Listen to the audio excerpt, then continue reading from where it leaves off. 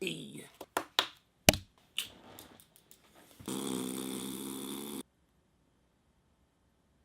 Hey, what's up, kids? Welcome to the Hubris. My name is Alec Jace. Today we're going to talk about how YouTube built its entire ad economy off of a mountain of diarrhea that they're spraying all over their users and advertisers.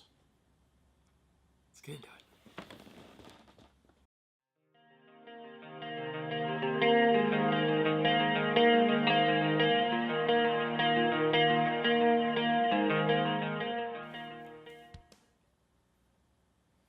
So, what's a network ad, do you ask?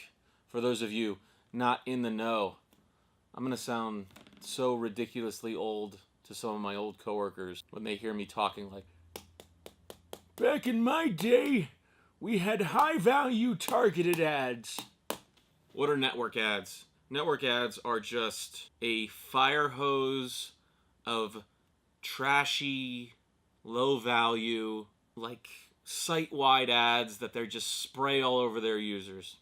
You might notice that in YouTube, you don't get specific ads like you would in Facebook or Google search, even Gmail. You'll notice that the same ads will play over the different videos from completely different creators at all times. Why is this? When YouTube built their platform for advertisers, they did the very laziest thing they could have done, and that is they built it specifically just for network ads. And what that has done, it has kind of ruined their entire economy underneath it. People don't talk about this enough, and they put all this responsibility on the creators when really it comes down to the fact that if they had just done the sensible thing early on and used the tools that were available to them, no one would be in this position right now. Google owns YouTube.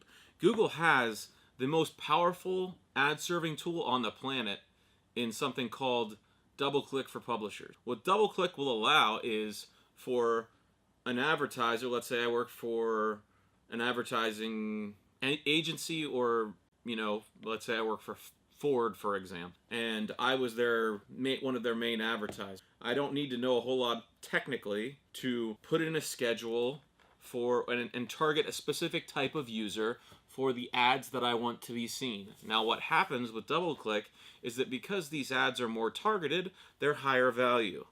When these ads are higher value, they might not show up as much, but the user that is visiting the site might be more inclined, because they're being targeted, because they're the specific user that the advertiser wants, they might be more inclined to go ahead and click it, which is where the value comes from. If you're more likely to buy one of the cars, or maybe input your email address, then they're more likely to turn the sale for themselves. So why did YouTube from the beginning decide to go with just network low value ads? And why were they so short-sighted, considering that they have a video platform that no one else got even close to when it came to their ability? Honestly, that's the one thing I can't really figure out. They're trying to go back now and fix the problem that they started in the beginning. And the fact that no one at Google knew this was going to be an issue at its inception doesn't make any sense to me, because whenever I worked for the ad companies a few years ago, we knew this. And YouTube wasn't monetizing like it was back then. So we could see it back then. Why couldn't they see it while we were seeing it? To me, this is just a developmental error. It's developmental laziness. And people don't talk about it enough, and it's really hurting the entire culture of something where people kind of, are running their lives.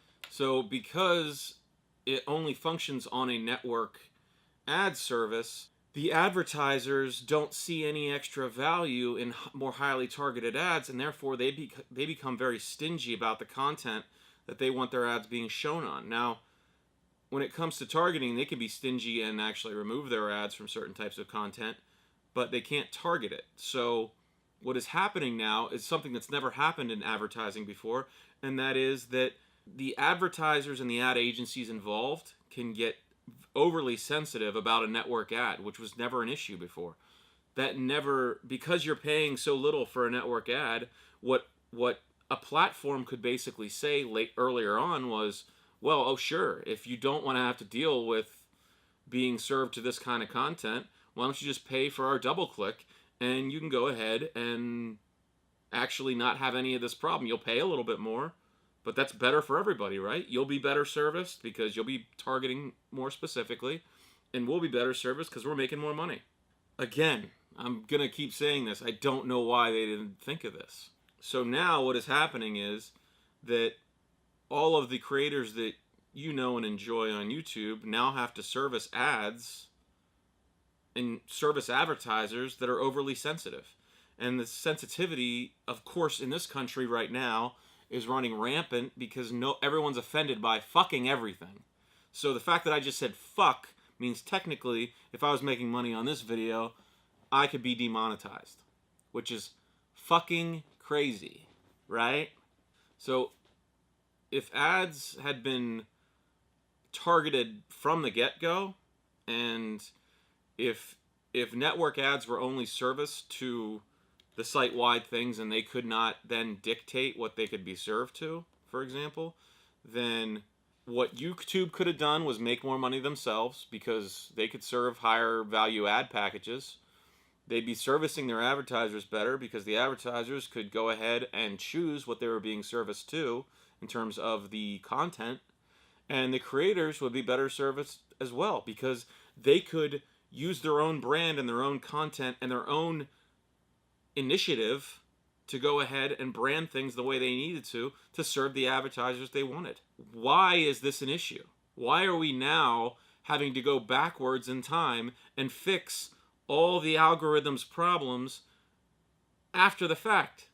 It's fucking nuts. So right now, you're seeing creators after the adpocalypse and PewDiePie saying the N-word and everyone, having to watch their P's and Q's now.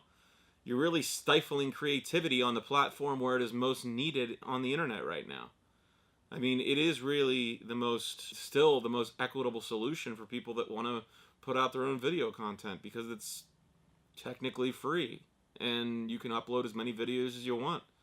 And it is a place where, the new revolution in politics might happen, or news, or any of those things. And it still might happen that way, but I'm just saying what they've done is now they've made it this sterile environment where no one can have what they want because they decided to be lazy.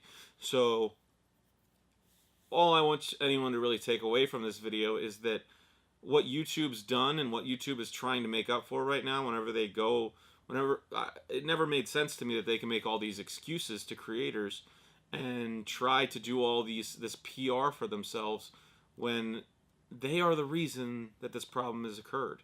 Now, this wouldn't be an issue if advertisers also grew a fucking set of nuts and just decided that they didn't mind that their ads were served, site-wide, and they paid for the regular service and never had to complain about anything. Obviously complaining is a big issue, but in the end, Google allowed them to complain by not offering them the services they were given to other sites before. And because YouTube wants to distinguish itself apparently from Google and not let people know oh yeah, we could have equipped YouTube with DoubleClick to begin with. That would have been the intelligent thing to do instead of just running network. Then none of these issues would have happened. So, shorter video. Just wanted to go over that. We're all educated as fuck now. I'm going to continue educating people on advertising if they feel like it. I'm sure people are going to find a lot of wrong with this video. You can catch me on IG, Facebook, Twitter, AlecJace, alecjace@gmail.com if you want to email me. Please subscribe, but if you're not going to please comment on why I suck. And is the dog alright back there? Dog?